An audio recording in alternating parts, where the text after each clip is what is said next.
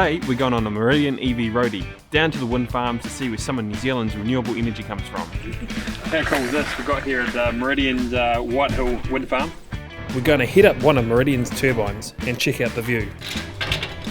This wind farm here in Whitehill is capable of powering all of Invercargill, so quite a bit of power is generated from this one little hill alone.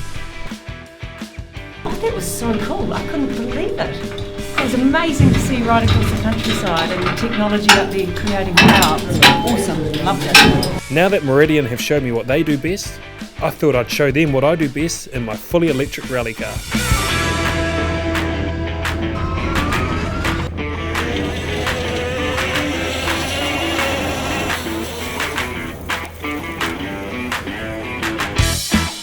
But now we will go see the other side of power generation with the hydropower up in Waitaki, which is heading back the direction we come, so it's time for another road trip.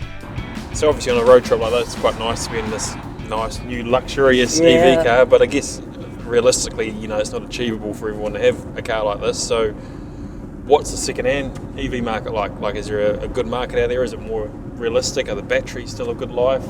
There's actually heaps of EVs and it's growing, second-hand market available. So if you think through from, 5 years ago, the Nissan Leaf was pretty much the only choice on second-hand EVs, but now we're generating our own second-hand market, which is great, and we're still importing EVs out of the UK and Japan as well.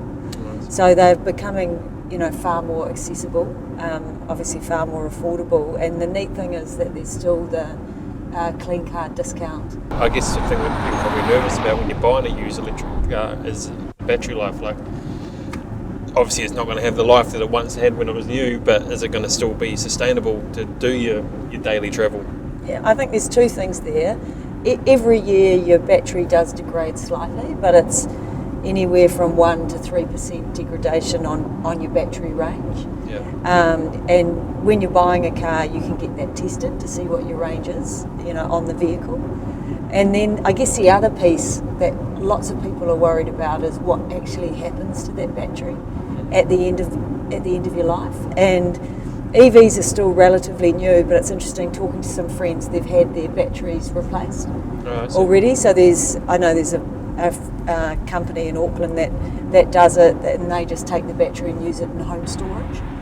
We've found with our rally car, so much less moving parts, so much less maintenance, and therefore the longevity of the car and value of the car keeps up a lot higher as well.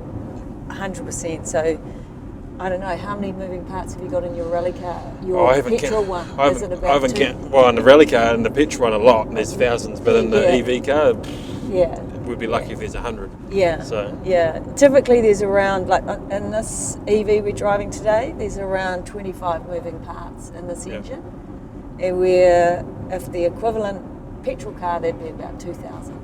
So the cost of maintenance is, you're taking it in for a service, it's at least half that of a normal petrol service. Well, it's all the wear and tear. Combustion car, you have a lot of wear and tear, and EV, the electric motors are completely different.